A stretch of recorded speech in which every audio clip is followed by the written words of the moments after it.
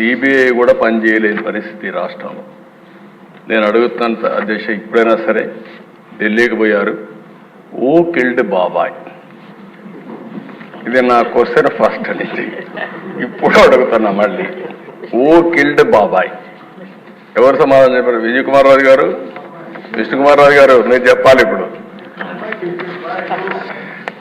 దీనికి సమాధానం దొరికే పరిస్థితి నియర్ ఫ్యూచర్లోనే ఉందా అని అడుగుతున్నా. నిన్న అక్కడికి వస్తే గవర్నర్ వస్తూ ఉంటే అప్పుడే వచ్చి గవర్నర్ వచ్చే సమయంలో ఆయనకు అడ్డం పడాలని ప్రయత్నం చేస్తున్నారంటే అది ఏ విధంగా సంస్కారం అయితే నాకు అర్థం కాలేదు అధ్యక్ష. అదే మరి నేను ఒకటి హామీ ఇస్తున్నా, ఫేక్ రాజకీయాలను సహించాం, అబద్ధాలు చెప్పి రాజకీయం చేయాలంటూ ఉపేక్షించాం. 31 మందిని చంపారన్నారు, 31 మంది పేర్లు ఇమ్మంటే పేర్లు ఇవ్వకుండా 31 మందిని చంపేశారు, పేర్లు లేకుండా 36.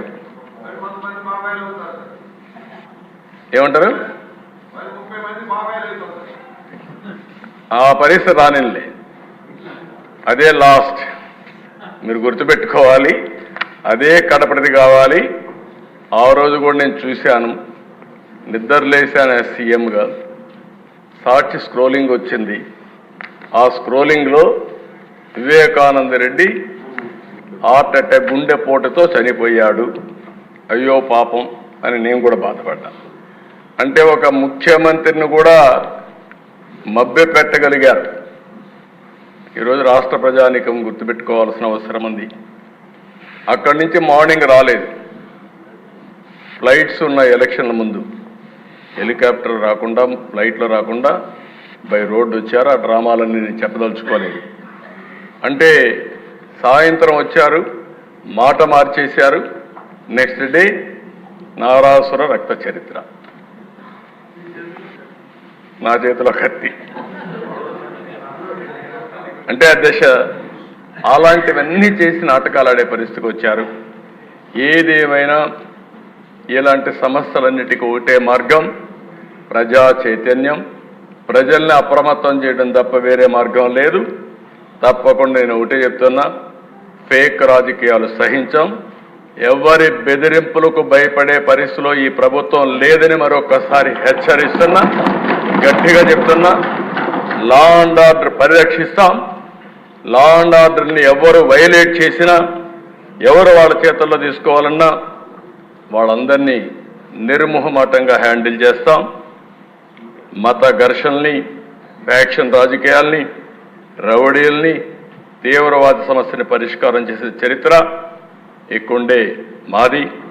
నేరాలు చేయాలనుకుంటే రాష్ట్రం నుంచి బయట పారిపోయే పరిస్థితి వస్తుంది తప్ప ఇక్కడుండి నేరాలు చేసి రాజకీయ ముసుగులో మీ ఇష్ట ప్రకారం ఆడాలంటే మాత్రం జరగనీయకుండా చేస్తామని చెప్పి నేను హెచ్చరిస్తున్నా. మేము నేరాలు చేయం, ఘోరాలు చేయం, కానీ మీరు చేస్తే మాత్రం సహించేది లేదని మరొకసారి హెచ్చరిస్తున్నాను అధ్యక్ష.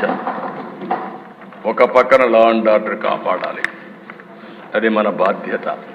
ఈ లా అండ్ ఆర్డర్ విషయంలో చూస్తే సాక్షాత్తు గౌరవ ముఖ్యమంత్రి గారిని దాదాపు అకారణంగా అన్యాయంగా 53 రోజులు ఆయన్ని ఒక ఫాల్స్ కేసులు పెట్టి జైల్లో పెట్టారు. అలాగే అధ్యక్ష, మీరు కూడా గతంలో మిమ్మల్ని కూడా ఎంత వేధించారో మా అందరికీ తెలుసు, సభ్యులందరికీ తెలుసు. నిన్న రఘురామకృష్ణరాజు గారు కూడా ఏ స్థాయిలో అనుభవించారో అందరికీ రాష్ట్రం అంతా తెలుసు. కానీ చాలా పెద్ద మనసుతోటి ఆయన వస్తే చాలా మనసు విప్పి నవ్వుతూ మాట్లాడడం చాలా ఆనందం కలిగించింది. మీ నుంచి మేము నేర్చుకోవాలి. ఎంత అంటే దాడి చేసిన, హాని చేసిన మీ పెద్ద మనసుకి సభాముఖం మీ అందరికీ మీకు ప్రత్యేకించి మీకు ధన్యవాదాలు చెప్తాను.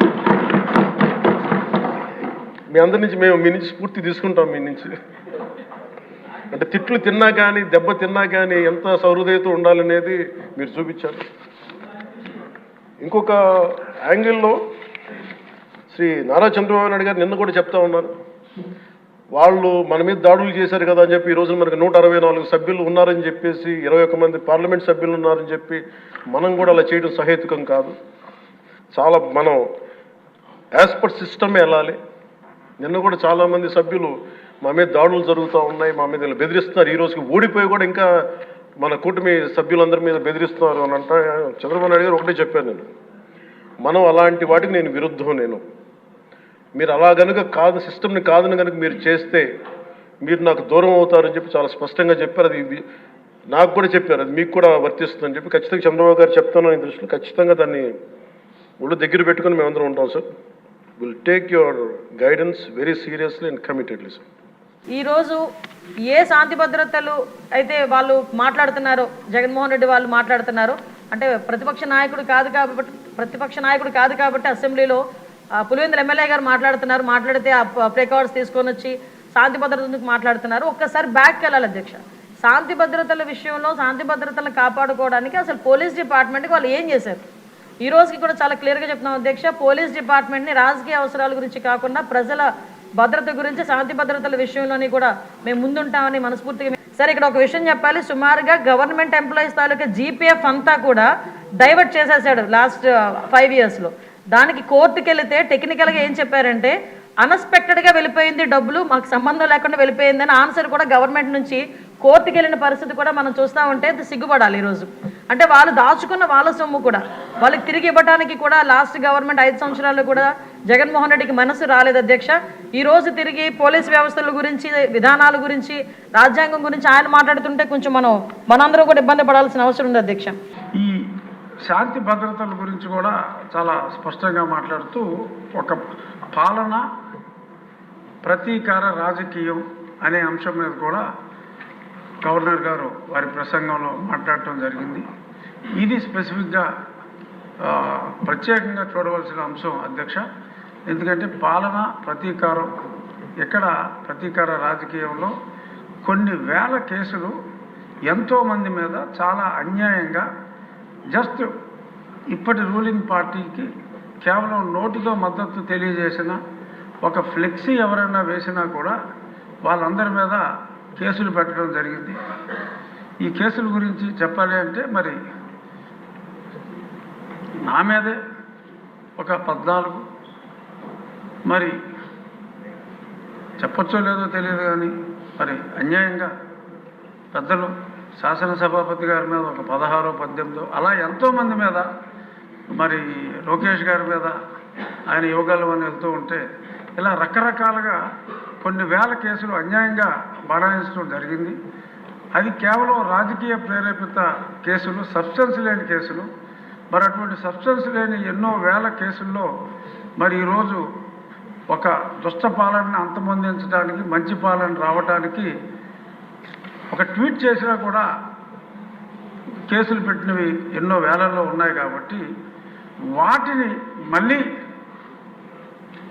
అంత law will take its own course of action, ఇటువంటి రొటీన్ డైలాగులు కాకుండా